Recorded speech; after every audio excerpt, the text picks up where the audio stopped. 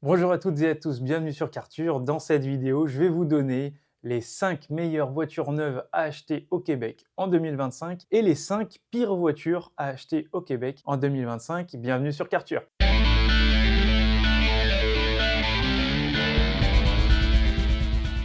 Si ce n'est pas encore fait, je vous invite à vous abonner à la chaîne, à mettre un like, à la partager au maximum cette vidéo et surtout et principalement à me donner votre avis dans les commentaires ci-dessous. On commence tout de suite par le meilleur VUS de luxe au Québec à acheter pour 2025. Il s'agit de la Lexus NX, la version qui va être hybride. Pourquoi ce modèle? Tout d'abord, moi je suis un très grand fan de la Porsche Macan. Mais il s'avère que la Porsche Macan est un petit peu chère quand il s'agit du neuf et vous allez ajouter à ça un coût d'entretien qui va être relativement élevé. Lexus, qui est la marque premium de chez Toyota, est elle d'une fiabilité sans nom, avec une finition sans nom, et concernant l'entretien, lui, il va être beaucoup moindre, d'autant plus que la Lexus NX neuve est relativement abordable en termes de luxe et en termes de prix, puisque celle-ci va être autour des 60 000 $ neuve, ce qui est vraiment très compétitif par rapport justement à la Porsche Macan que j'ai évoquée précédemment. Je suis également un grand fan de l'Audi Q5, mais l'Audi Q5, quand elle est neuve, est elle beaucoup trop chère et il est préférable selon moi d'attendre et de prendre l'Audi Q5 en seconde main plutôt que de l'acheter neuve. Et dernier point excellent concernant la Lexus, il s'agit de sa cote qui va elle rester stable,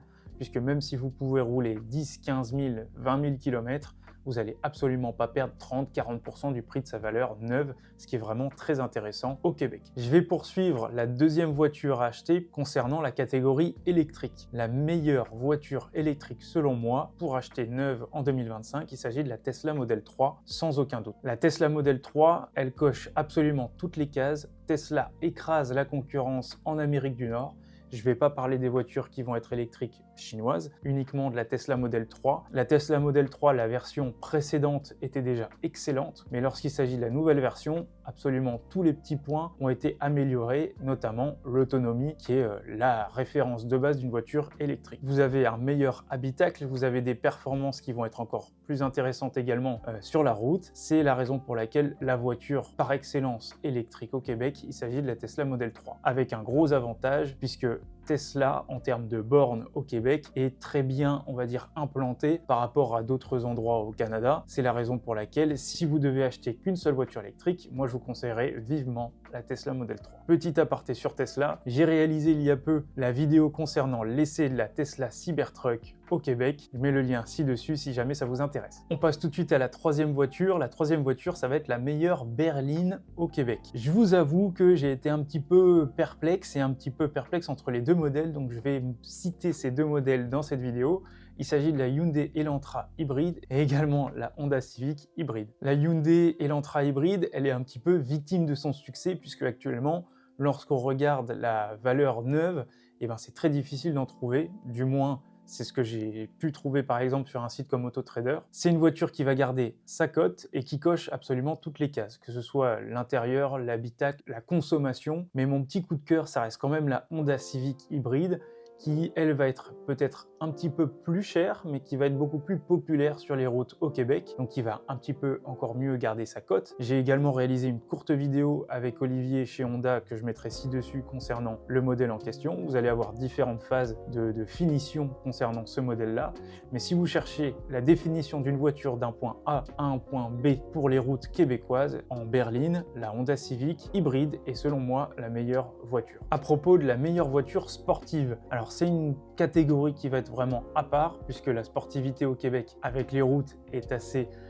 on va dire que c'est une niche. Selon moi, la meilleure voiture neuve, en termes de meilleur rapport qualité-prix et le fait d'aller droit à l'essentiel, il s'agit de la Mazda MX-5. C'est ce fameux petit cabriolet de chez Mazda qui est tout simplement exceptionnel. En termes de prix, c'est une voiture qui est très abordable et en termes de fiabilité qui est exceptionnelle. Vous allez avoir un rapport prix-plaisir qui est topissime. Donc la Mazda MX-5, je n'ai pas grand-chose à rajouter sur ce modèle, mis à part le fait que cette voiture, elle va droit à l'essentiel et qu'elle est exceptionnelle. Et Concernant le meilleur VUS, qui est la catégorie la plus représentée sur les routes au Québec, puisque les routes et puisque les conditions météorologiques, j'ai nommé la détentrice du trophée de la voiture la plus volée de cette année, le Toyota RAV4. Le Toyota RAV4, il est exceptionnel de par son prix qui est très compétitif, de par sa fiabilité, également de par sa consommation. C'est une voiture qui est 5 étoiles à peu près partout. Petit bémol, comme je l'ai cité précédemment, c'est la voiture la plus volée. Qui dit la voiture la plus volée dit automatiquement une assurance légèrement plus chère. Néanmoins, c'est une voiture qui est tellement appréciée que c'est une voiture qui va pas réellement décoter beaucoup et qui est relativement, je dois le dire quand même, pour un rapport prestation-prix relativement abordable et très compétitive. Rien à dire sur la Toyota RAV4. On passe tout de suite aux pires voitures selon moi à acheter neuves au Québec cette année. Je vais tout de suite commencer par la Ford EcoSport. La Ford EcoSport, c'est tout simplement catastrophique. Alors par où commencer? C'est une voiture que je trouve, pour ma part, veuillez excuser si j'en heurte certains, absolument moche. C'est une voiture qui est gourmande en carburant, qui a des problèmes de fiabilité, qui est beaucoup trop chère par rapport à ce qu'on peut trouver pour le même tarif sur le marché au Québec. C'est une voiture à tout simplement oublier, passez votre chemin si jamais vous souhaitez acheter une voiture neuve à ce tarif-là aujourd'hui au Québec. C'est une voiture qui est réputée pour ne pas être très confortable et qui même lorsqu'on recherche a un surnom qui s'appelle même Eco-Stress. Donc quand on arrive à en avoir un surnom on va dire à connotation totalement péjorative, c'est que là, on se trompe totalement. La deuxième pire voiture, selon moi, ça va être la Mitsubishi Mirage. Alors, qu'est-ce que la Mitsubishi Mirage? Dans la catégorie toute petite citadine, vous avez cette voiture qui est l'une des plus abordables en termes de voitures neuves au Québec, puisqu'on va situer en dessous des 20 000 $, ce qui est de nos jours assez rare. C'est une voiture qui va être en transmission CVT, qui n'est pas très confortable, pas très on va dire puissante, puisqu'elle dispose uniquement d'un moteur de 78 chevaux, qui n'est pas très efficace sur les routes au Québec. Si vous rentrez dans cette niche de « je dois absolument acheter une voiture neuve au Québec » avec un budget très serré, elle va rentrer dans votre budget. Néanmoins, ce n'est pas une voiture qui va disposer des meilleurs atouts. Donc, si vous souhaitez acheter ce véhicule-là, moi je vous conseillerais plutôt d'acheter un véhicule seconde main et vous allez avoir un meilleur rapport qualité-prix que la Mitsubishi Mirage. On continue tout de suite notre classement avec une voiture qui va être 100% électrique. Il s'agit de la Chevrolet Bolt EV. Ce modèle en particulier, c'est une voiture qui est tout simplement surcotée, tout d'abord en termes de prix, puisque vous allez avoir, on va dire, l'équivalent chez Tesla en beaucoup mieux à chaque fois. Malgré le fait qu'elle dispose d'une très bonne autonomie, c'est une voiture qui a d'immenses risques d'incendie. Et déjà, lorsque je parle d'immenses risques d'incendie, vous devriez vous dire « c'est bon, Arthur a tout dit, on s'arrête, on ne va pas aller plus loin », puisque la sécurité c'est quelque chose de primordial, et lorsque vous rentrez dans une voiture avec un tel risque d'incendie, tout simplement, on s'arrête. À noter qu'elle a également des problèmes liés à sa batterie, alors me demander précisément lesquels, je ne sais pas.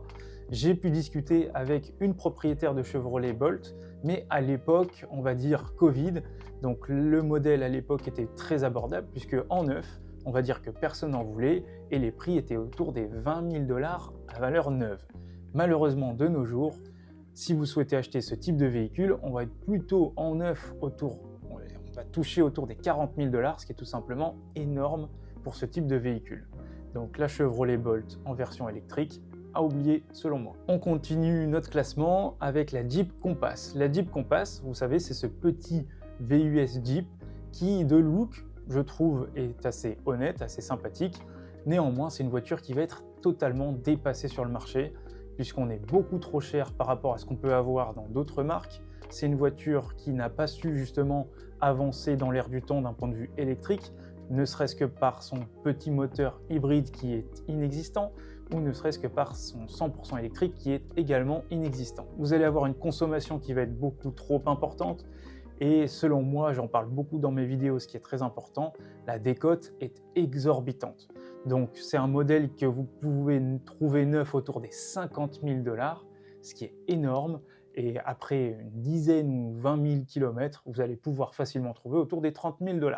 Donc perdre autant d'argent en aussi peu de temps et en aussi peu de kilomètres, en ayant une grosse consommation et un dépassement un petit peu partout en termes de technologie et autres, c'est tout simplement pas intéressant pour vous. On va tout de suite terminer ce classement concernant la pire voiture achetée neuve en 2025 au Québec. C'est un avis qui va être très personnel et je vais potentiellement en heurter pas mal dans cette vidéo, puisqu'il s'agit de la Ford F-150 Lightning. Pour ceux qui ne le savent pas, c'est un pick-up qui va être 100% électrique de la marque Ford. Sur le papier, c'est une voiture qui est top. Pourquoi elle est top? Tout simplement, je la trouve plus jolie qu'un F-150 qui va être classique, de par ses lignes électriques justement sur la voiture.